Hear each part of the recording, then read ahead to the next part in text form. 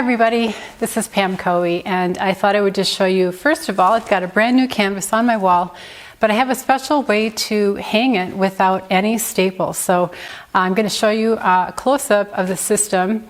It's kind of a mock-up because it's easier to show it to you with shorter lengths of wood and shorter heights of canvas, but I found this to be super effective and really fun. And so it was very easy for me to get this up on the wall. No staples. The only thing I've used are big thumbtacks, 2 pieces of wood, and a couple of screws, and that's it. This is like my little demo piece here, because this is exactly what is going to happen back there. Notice the green tape. I just put that on this morning, and I also only have like maybe 3 thumbtacks holding that gigantic piece up there. So that's not secure yet, because what I haven't done yet is this system here. All this system is, though, it's so simple. It's basically a piece of wood. You can see that now. I think it's a 1x1. You guys who are better at carpentry than me, I think it's a 1x1 or 1x2 or whatever they call it. You could use a 1x2. Actually, it doesn't really matter.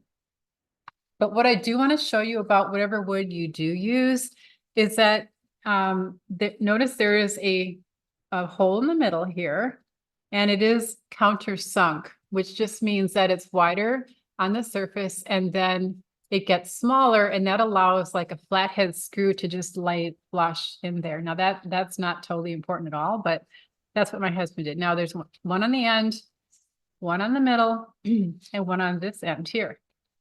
Now that is step 1, is get yourself a piece of wood that is long enough to span, let's say the widest canvas you might be hanging, because you know, if your piece of wood is say 6 feet long, but you're going to hang a 4-foot canvas, then you can use the same piece of wood. You might need to drill a few extra holes in it, but you don't have to have multiple pieces for every single size of canvas that you're working with. Okay, so so this represents the top piece of wood. The next step is that, you know, and it's very helpful to have another person helping you when you do this. So here's that piece of wood, right? But imagine that the first thing you do is you just have like, this is the cut edge right here. My thumb is on the cut edge and it's been draped over the front. Very simple. It doesn't go multiple times, or you could, I suppose it could, you know, you could roll it up multiple times. Maybe that's a smart idea too, because then you know, anytime that you work on canvas, you have to leave an excess to be stretched later. So actually that's probably not a bad idea. But anyways, I'm doing it a little differently. I taped off the top on that big canvas behind me. And so there's really just, the canvas goes up, over the top, and down. And then you stick, I put these big jumbo thumbtacks in every 10 inches. And here's the screw hole I marked with a pencil so that when I drill into it, and again, this is a sample piece, I know where those drill holes are, because you know, once the canvas covers the hole, you can't really see it anymore. Like, let's see if I can, well, anyways, let me see if I can take this. And the way to get these thumbtacks out easily is just to like twist them. Otherwise it is kind of hard, but you don't need a lot of strength or anything. And I did pound these in with a rubber mallet. So now here's the screw hole. And you know, you can find that with your pencil and then just make a little divot in there. So that's step 1, is to get that. And again, with help, you know, and then you can, if you have, like what I did was I cut mine first, and then I did this step 1 here, getting the tacks in there and all that. So now behind me, you got this bottom edge to deal with. And so that's when the second piece of wood comes into play, but I keep that simple too. Again, there's the same countersunk holes in there, 3 of them. You know, if it's super wide, maybe you'd want to have an extra screw hole, but really I found that 3 for a 5 to 6 foot wide canvas is plenty. So what I'll do then, pretend again that this canvas is super huge in height and a little unwieldy. But so what you'll do is, you know, you pull down, right? Because you want this to be taut, just like as if there were staples. But the whole beauty of this system is once you've secured this guy to the top, and you know, best to screw this into, say, plywood if you have it, or studs behind your drywall.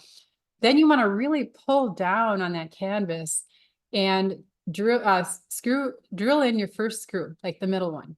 Once you've got that really taut, you want to go to either end and do the other screwing part, and that's it. There are no tacks on the bottom. The only tacks are on the top. And then you can paint away. Right now what I'm going to do is get started on this painting.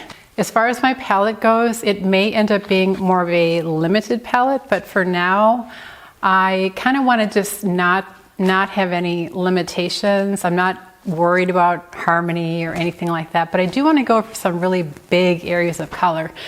And I'm somehow in my mind today, I'm thinking pink. So I have a feeling there's going to be a lot of pink, and I may use a squeegee because I have a squeegee on a very long pole, and I found that that is very freeing.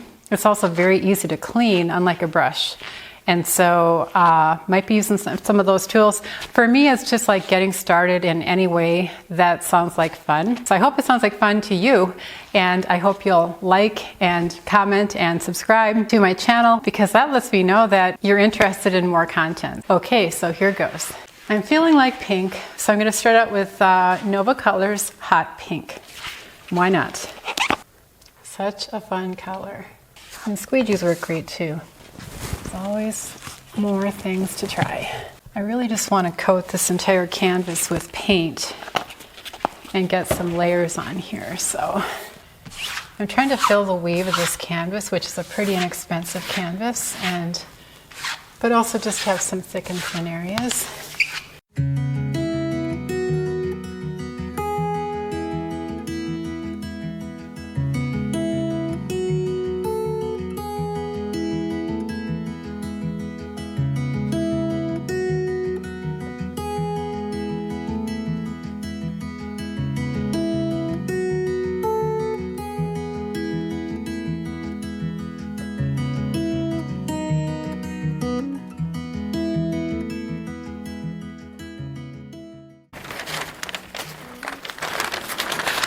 Some monoprint paper. I like to reuse this for collage.